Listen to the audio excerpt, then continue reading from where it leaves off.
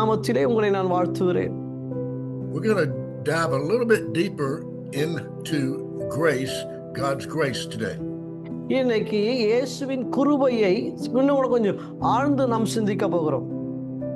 In Acts 20:24, Paul says the most important thing that I complete my mission. அங்க அப்போஸ்தலர் நடபடிகள் 24ஆம் அதிகாரம் 24ஆம் வசனத்தை நாம் வாசிக்கும் பொழுது அங்கே அப்போஸ்தலன் சொல்லும்போது நான் அவருடைய ஓட்டத்தை நான் ஓடினேன் என்று வாசிக்கிறோம். Which is the work that Lord Jesus gave me to tell the people the good news about God's grace. ஆண்டவருடைய கிருபையை குறித்து நம்முடைய ஜனத்திற்கு நான் சொல்ல தேவன் கொடுத்த கிருபைக்காக நான் தேவனை ஸ்தோத்திரிக்கிறேன். God put you and me on this earth for a purpose. ஆண்டவர் உங்களையும் என்னையும் ஒரு நோக்கத்தோடு கூட இந்த உலகத்தில் படைத்திருக்கிறார். And he has a unique mission that only you and I can fulfill. நாம் ஒவ்வொருவருக்கும் தனிப்பட்ட வேலையை கொடுத்திருக்கிறார். அந்த வேலையை அவர்கள் தான் அதை செய்து முடிக்க முடியும். And part of this mission is to tell the people about the good news of God's grace. ஆண்டவர் இந்த தனிப்பட்ட நேரத்திலே இந்த நற்செய்தியை கிருபையின் நற்செய்தியை சொல்வது நம்முடைய கடமையாய் இருக்கிறது. That's how you and I became known to Christ. இதற்காக தான் இயேசு நம்மை அவர் அழைத்திருக்கிறார். Because someone told us, so we have to tell somebody. யாரோ ஒருவர் நமக்கு இந்த நற்செய்தியை சொல்ல அந்த நற்செய்தியை நாம் மற்றவர்களுக்கு சொல்ல வேண்டும்.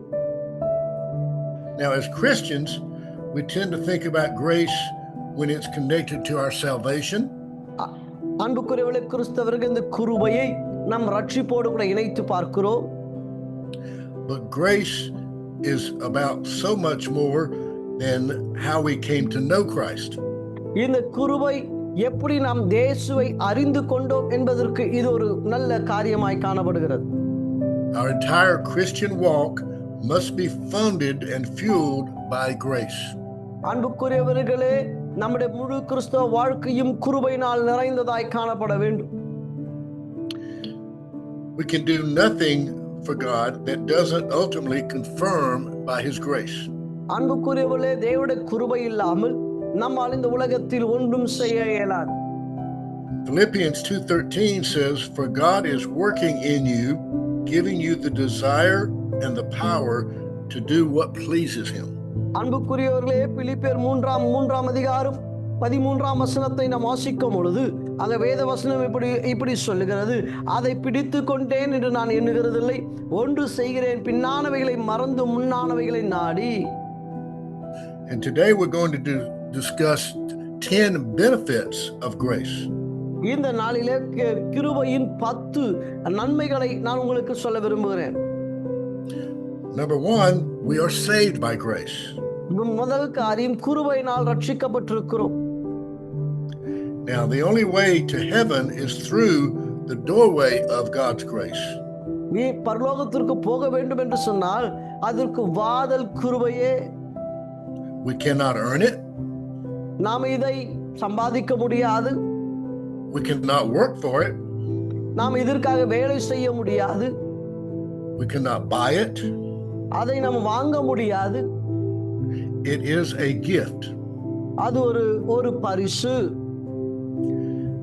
Now Ephesians chapter 2 verses 8 and 9 எபேசியர் 2ஆம் அதிகாரம் 8-9 வசனத்தை நாம் வாசிக்கும் பொழுது says, "For by grace are you saved through faith." கிருபையினால் விசுவாசத்தை கொண்டு ரட்சிக்கப்பட்டீர்கள்.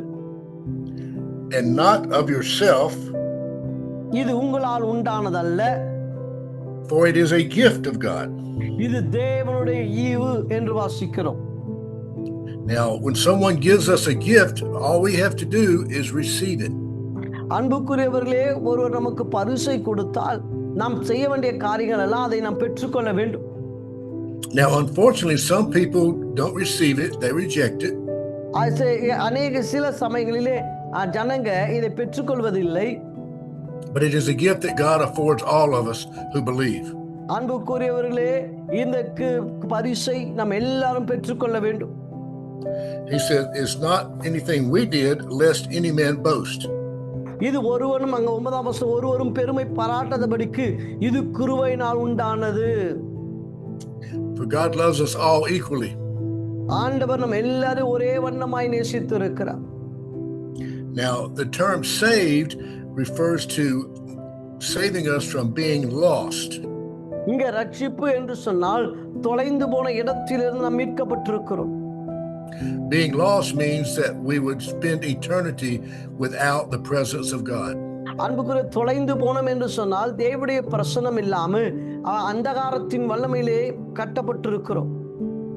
So the term in Christian faith of saved means that we are saved from being lost. அன்புக்குரியவர்களே, ரட்சிப்பு என்று சொன்னால் தொலைந்து போன இடத்திலிருந்து நாம் அழைக்கப்பட்டு தேடப்பட்டு அல்லது அழைக்கப்பட்டிருக்கிறோம். Now, Isaiah 43:25 ஏசாயா 23:5 வசனத்தை நீங்கள் வாசிப்பீர்களானால் says that we were forgiven by grace. அங்கே சொல்லப்படுகிறது கிருபையினால் மன்னிப்பை பெற்றிருக்கிறோம் என்று சொல்லி. Though we don't deserve it, நாம் அதற்கு தகுதியற்றவர்கள், God wipes our slate clean by his grace. ஆனால் தேவனோ நம்முடைய பாவம் நீங்க நம்மை கழுவி இருக்கிறார். When we come to him and ask for forgiveness, he is faithful. நம் ஆண்டவரிடத்தில் வந்து ஆண்டவரே என்னை மன்னியும் என்று கேட்டால் அவர் கிருபை நிறைந்தவர். He is faithful to forgive us our sins. ஆண்டவர் கிருபையாய் நம்மை மன்னிக்கிறவராய் இருக்கிறார். Number 3 is we are sustained by grace. மூன்றாவது காரியம், இந்த கிருபையினால் நாம் நிலை நிற்கிறோம்.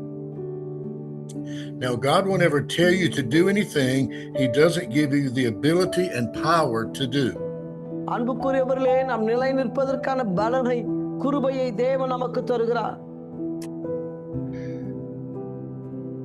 The power and the ability is because of the God's grace. நாம் நிற்பதற்கான கிருபை தேவனால் உண்டாயிருக்கிறது. Now, in Philippians, the book of Philippians, chapter 2, verse 13, பிலிப்பியர் 2:13 வசனத்தை நீங்க வாசிப்பீர்களானால் says, For it is God which worketh in you both to will and to do good for his pleasure.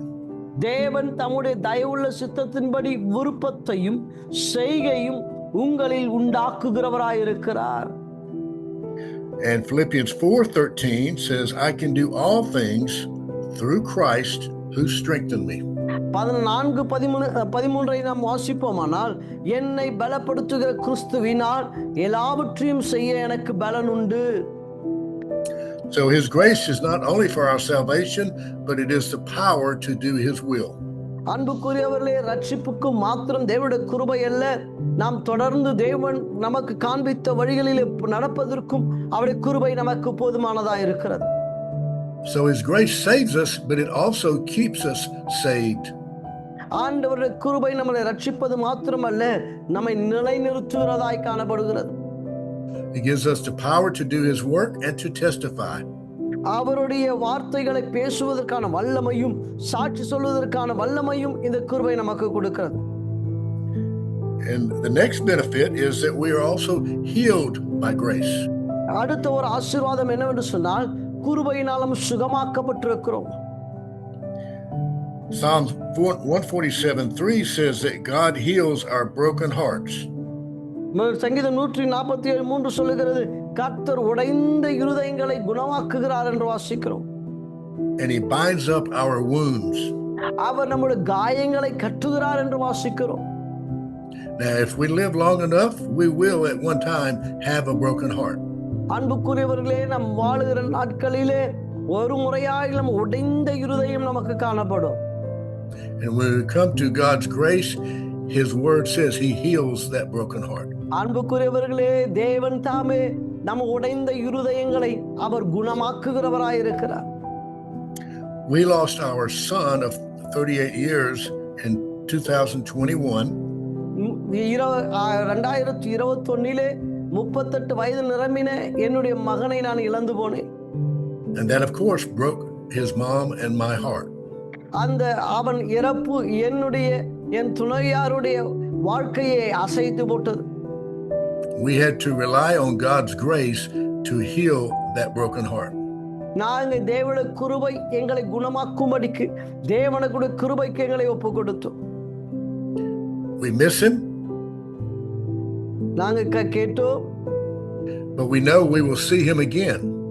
நாங்க அவனை தொலைத்தோம், ஆனால் எங்களுக்கு ஒரு நம்பிக்கை உண்டு, அவனை இயேசுவின் ராஜ்யத்திலே பார்ப்போம். And God's grace gives us that hope. ஆண்டவருடைய கிருபை நமக்கு ஒரு நம்பிக்கையை கொடுத்திருக்கிறது. And the next benefit is that we are liberated by grace. அடுத்த ஒன்று கிருபையினால் நாம் விடுதலையாக்கப்பட்டிருக்கிறோம். Now, our relationship with Jesus isn't made up of a bunch of works or chores to do. தேவனுடைய கிருபையானது அவருடைய வேலைகளை செய்வதற்கு நமக்கு தயவு பாராட்டி இருக்கிறது. Instead, it is about resting in what the Lord has already done. ஆண்டவர் நமக்கு செய்த காரியங்களில் அப்படியே நாம் தங்கி இருக்கிறோம். Now, if your Christian life is not a life of resting in Christ, கிறிஸ்தவ வாழ்க்கை நம் வீணாக்குகிற ஒரு வாழ்க்கை அல்ல. We have to be careful for moving into legalism. நாம கிறிஸ்தவ வாழ்க்கை சத்தியத்தில் நடக்கிற ஒரு வாழ்க்கை. Legalism is depending upon our efforts and our works. இந்த லீகலிசம் என்று சொன்னால் நாம் நம்மளுடைய எஃபர்ட் நம்மளுடைய வேலைகளிலே நாம் தங்கி தாபரிப்பதல்ல. Now in Matthew chapter 11, மத்தேயு 11ஆம் அதிகாரம் in verses 28 through 30, 28, 29, 30ஆம் வசனம் வரைக்கும் நாம் வாசிப்போமானால், Christ says, "Come unto me, all you that labor and are heavy laden." ஆண்டவர் சொல்லுங்க, வருத்தப்பட்டு பாரம் சுமக்கிறவர்களே என்னிடத்தில் வாருங்கள், and I will give you rest. நான் எல்லோரும் என்னிடத்தில் வாருங்கள், நான் உங்களுக்கு இளைப்பாறுதல் தருவேன். He says, "Take my yoke upon you." நான் சாந்தமும் மனத்தாண்மையுமாய் இருக்கிறேன். And learn of me. என் நுகத்தை உங்கள் மேல் ஏற்றுக்கொண்டு. For I am meek and lowly in heart. என்னிடத்தில் கற்றுக்கொள்ளுங்கள், உங்கள் ஆத்துமாவுக்கு இளைப்பாறுதல் கிடைக்கும். And you shall find rest unto your souls. இளைப்பாறுதல் கிடைக்கும். For my yoke is easy and my burden is light. என் நுகம் மெதுவாயும் என் சுமை இலகுவாயும் இருக்கிறது. Life is hard enough. அன்புக்குரியவர்களே, வாழ்க்கை கடினமானதுதான். But I think it would be impossible without the rest of Christ. தேவனுடைய இளைப்பாறுதல் இல்லாமல் நம்முடைய வாழ்க்கையை சந்தோஷமாய் நம்மால் கழிக்க முடியாது. And God gives us that promise of rest. அன்புக்குரியவர்களே, தேவன் நமக்கு இளைப்பாறுதலை தருவேன் என்று வாக்கு பண்ணியிருக்கிறார். When we take on Jesus's yoke. ஆண்டவருடைய அந்த நுகத்தை நாம் ஏற்றெடுக்க வேண்டும். Now in that day farmers used oxen and he would use a team of oxen with a yoke on them. அந்த நாட்களிலே மாடுகளிலே அந்த நுகத்தை வைத்து மாடுகளை அவர்கள் உழவு ஓட்டுவதை நாம் பார்த்திருக்கிறோம். If one oxen is pulling the plow, it is difficult. ஒரு மாடு அந்த கலப்பையை இழுப்போமானால் அது கடினமாக இருக்கும். But with a team of oxen, 2 oxen, it is much easier. ஆனால் 2 மாடுகள் கலப்பையை உழுமானால் அது மிக இலகுவாய் காணப்படும்.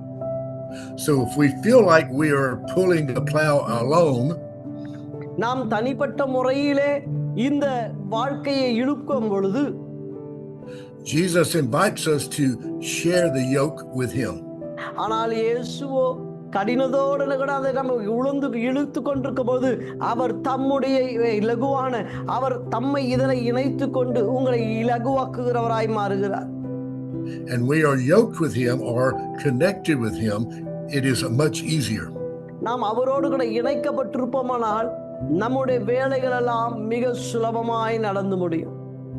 So if we feel like we're struggling too hard, அன்புக்குரியவர்களே, நீங்க கடினமாய் இருப்பீர்களானால் connecting with Christ makes life a lot easier.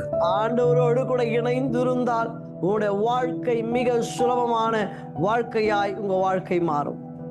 and he wants us to be connected with him so life will be easy. ஆண்டவரோடு கூட இசைந்து இருக்கும்போது உங்களோட வாழ்க்கை சந்தோஷம் நிறைந்ததாய் காணப்படும். We still have difficulties as Christians, but life is easier. அன்புக்குரியவர்களே, வாழ்க்கை உங்களுக்கு கடினமாய் இருக்கலாம், ஆனால் இயேசு உங்க வாழ்க்கையில் இணைவாரானால் உங்க வாழ்க்கை இலகுவான வாழ்க்கையாய் மாறும். And the next benefit by grace is that we're given talents. அந்த கிருபை நமக்கு தாளந்துகளை கொடுக்கிறது. Now in Romans 12, ரோமர் 12ஆம் அதிகாரம்,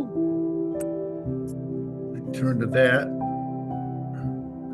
said God has given each of us the ability to do something well. அன்புக்குரியவர்களே, நாம் செய்வதற்கான ஒவ்வொருவருக்கும் செய்வதற்கான கிருபையை தேவன் தருகிறார். Now, and we're to use these abilities for him. இந்த கிருபையினாலே அவர் கொடுத்த அந்த தாளந்துகளை அவருக்காய் நாம் பயன்படுத்த வேண்டும். I'm going to turn to Romans chapter 12 verses 5 through 8. ரோமர் 12ஆம் அதிகாரம் 5லிருந்து 8ஆம் வசனம் வரைக்கும் நாம் வாசிப்போமானால், says, for we being many are one body in Christ. நாம் கிறிஸ்துவுக்குள் ஒரே சரீரமாயும் ஒருவருக்கொரு அவயங்களுமாய் இருக்கின்றோம். And everyone members of another. ஒருவரும் அவயங்களுமாய் இருக்கின்றோம். Having then gifts differing according to his grace. நமக்கு அருளப்பட்ட கிருபையின்படியே நாம் வெவ்வேறான வரங்கள் உள்ளவர்களாய் இருக்கிறபடியினாலே, so he gives us different gifts by his grace. கிருபையினாலே ஒவ்வொருவருக்கு வித்தியாசமான வரங்களை அவர் கொடுக்கிறார். And he says, whether prophecy, let us prophesy. தீர்க்கதரிசி நம் சொல்லுகிற வார்த்தையுடையவன் தீர்க்கதரிசனம் சொல்லுகிறார். Or ministry, let us wait on our ministering. அங்க ஊழியம் செய்கிறவன் ஊழியத்திலும், or he that teacheth on teaching, போதிக்கிறவன் போதகத்திலும், or he that exhorteth on exhortation, புத்தி சொல்லுகிறவன் புத்தி சொல்லுகிறதிலும், and he that giveth, let him do with simplicity, பகிர்ந்து கொடுக்கிறவன் வஞ்சனையும் இல்லாமல் பகிர்ந்து கொடுக்கவன், and he that ruleth, let him show mercy. முதலாளியானவன் ஜாக்கிரதையாயிருக்க கடவன். So he gives us gifts to be used to fulfill the kingdom of God. அன்புக்குரியவர்களே, தேவனுடைய ராஜ்யம் பலப்படுவதற்கு ஒவ்வொருவருக்கும் அவனவனுடைய கிருபை, அவனவனுடைய காரியங்களுக்கு ஏற்ற கிருபையினால் வரங்களை கொடுக்கிறார்.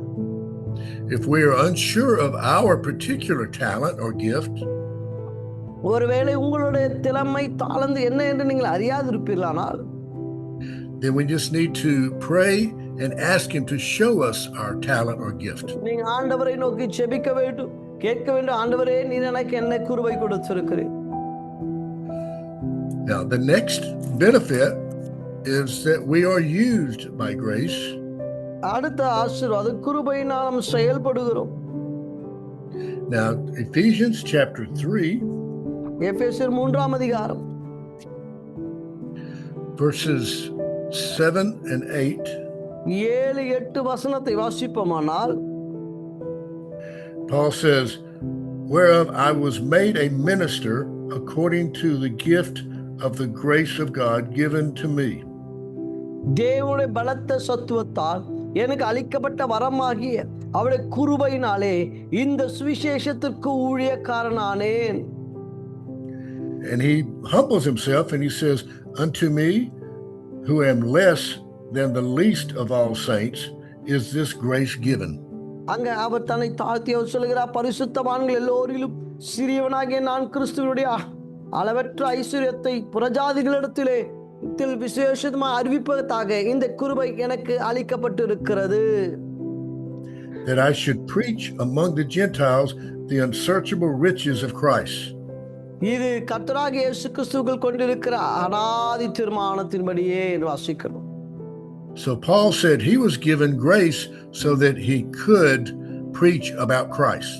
அவங்க அப்போஸ்தலனாகிய பவுல் சொல்கிறான், தேவன் எனக்கு கொடுத்த கிருபையினாலே சுவிசேஷத்தின் நற்செய்தியை பிரசங்கிக்கிறவனாய் நான் மாறினேன். And he says that God uses us to fulfill his purpose in this world. ஆண்டவர் நம்மை அவருடைய பணிக்கென்று தம்முடைய கிருபையினால் நம்மை செயல்படுத்துகிறார். As Paul says, not because of anything we've done, but simply through his grace. அன்புக்குரியவர்களே, தேவனுடைய கிருபையினால் நாம் ரட்சிக்கப்பட்டிருக்கிறோம், செயல்படுகிறோம்.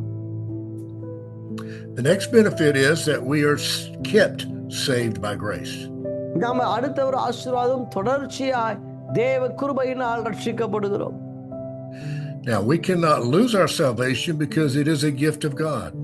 நம் தேவனுடைய கிருபையினால் ரட்சிப்பை இழக்க முடியாத காரணம், ரட்சிப்பு தேவனுடைய பரிசாய் இருக்கிறது. If we could earn it, then we could lose it. நாம் அதை சம்பாதிச்சிருந்தா நம்ம இழந்திருக்க முடியும். However, since it is a gift, in the moment we stop earning it, we would lose it. இது ஒரு பரிசு. அந்த ரட்சிப்பை நம் தொடர்ச்சியாய் நாம் செயல்படுத்த வேண்டும். Now I'm going to go to Jude chapter 1. யூதாவை திருப்பிக் கொள்வோமானால் and verses 24 and 25 24-25 வசனம் says, now unto him that is able to keep you from falling அங்க வசனத்தை வாசிக்கும் பொழுது, and to present your faultless before the presence of his glory with exceeding joy. அங்க வேத வசனத்திலே வாசிக்கிறோம், சந்தோஷத்தினால் நிரம்பினவர்களாக. Said, to the only wise God, our Savior, be glory and majesty, கர்த்தருடைய கிருபையினால் ரட்சிக்கப்பட்டிருக்கிறோம். dominion and power both now and forever. தேவனுடைய கிருபை நம்மை தொடர்ந்து மூடி இருக்கிறது. So since we did not do anything to earn the grace, we cannot lose it. நாம் வேலை செய்யாததினாலே நாம் அவைகளை இழந்து போக முடியாது. This next benefit that I'm going to mention is that we are transformed by grace.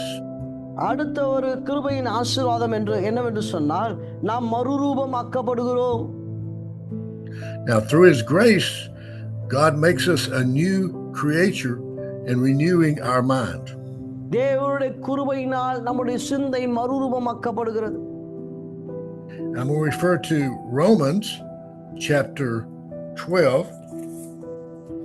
ரோமர் 12ஆம் அதிகாரம் says, I beseech you, therefore, brethren, by the mercies of God, that you present your bodies a living sacrifice. அங்கு வசிக்கும் பொழுது நீங்கள் இந்த பிரபஞ்சத்திற்கு ஒத்த வேஷம் தெரியாமல் தேவனுடைய உண்மையான பரிபூர்ண சித்தம் என்னதென்று பகுத்தறியத்தக்கதாக உங்கள் மனம் புதிதாக்குவதனால் மறுரூபமாகுங்கள். Acceptable unto God, which is your reasonable service.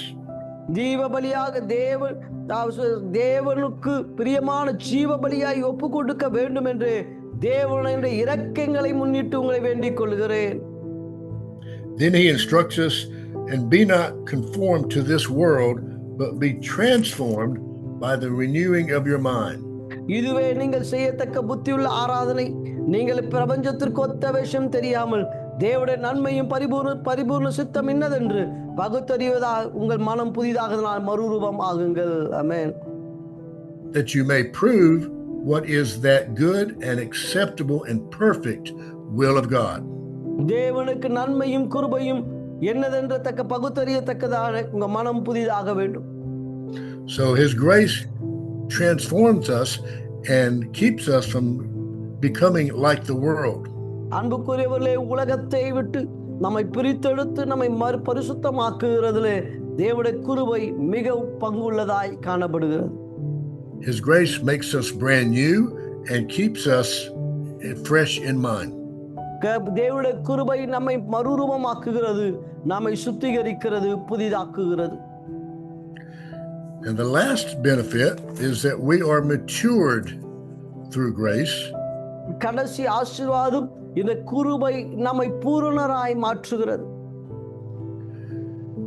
God's work of making us more like Jesus happens not because we've earned it of our own effort, but by his grace. நம்மளுடைய கிரியையினால் அல்ல, தேவனுடைய கிருபையினால் நாம் பூர்ணராக்கப்படுகிறோம். I'm going to refer to 2 Peter 2 பேதுரு chapter 3, 3ஆம் அதிகாரம் verse 18. 18ஆம் வசனம்.